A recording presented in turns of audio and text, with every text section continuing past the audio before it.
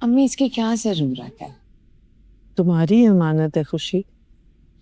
मुझे नहीं चाहिए। मुझे ऐसी कोई भी चीज नहीं चाहिए अम्मी जो मुझे गुजरे दिनों की याद दिलाए। अरे ये सब तो हमने इतनी मुश्किल से पैसे जोड़ के तुम्हारे लिए खास बनवाए हैं।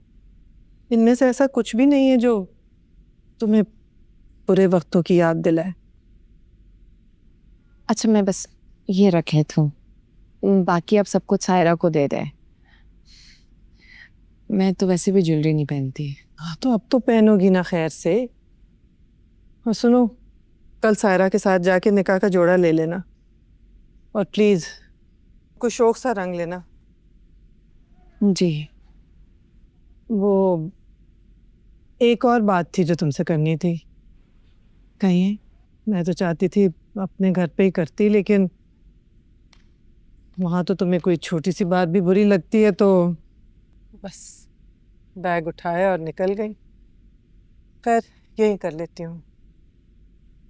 मैं और तुम्हारे अब्बू सोच रहे थे कि अभी तुम्हारी नई जिंदगी शुरू होगी तो परी की जिम्मेदारी हमें दे दो।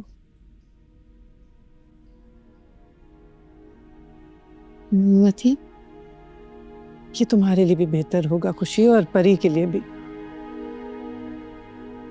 देखो, सौतेले रिश्ते पायदार नहीं होते हैं। तो आप ये चाहती हैं कि मैं परी को खुद से अलग करके आप दोनों के हवाले करता हूँ? हाँ तो किसी गैर के साए में पलने से बेहतर नहीं है कि वो अपने नाना नानी के पास रहे। सच कड़वा होता है, लेकिन है तो सच ना कि मुलाजमत करने वाली औरत अपनी औलाद को पूरा वक्त नहीं दे सकती। लगता तो हमें पहले भी ये था, लेकिन कुछ कहा नहीं उस वक्त कि तुम अकेली हो, तुम्हारे पास परी के अलावा और है ही कौन। लेकिन अब तुम अपनी नई जिंदगी शुरू कर रही हो, परी की जिम्मेदारी के साथ साथ नौकरी भी है तुम्हारी, और फिर शादीशुदा जिंदगी की भी तो जिम्मेदारी होगी तुम पे। इस सब में वो बच्ची तो बिल्कुल रुल जाएगी।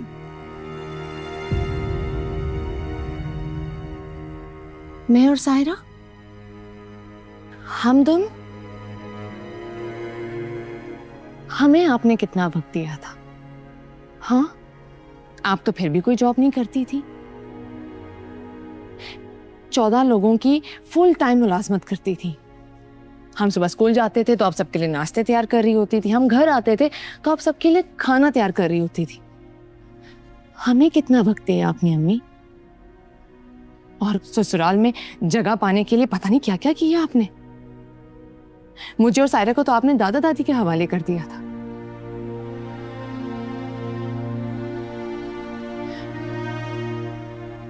आपसे ज्यादा वक्त मैं देती हूँ अपनी बेटी को, अपनी परी को।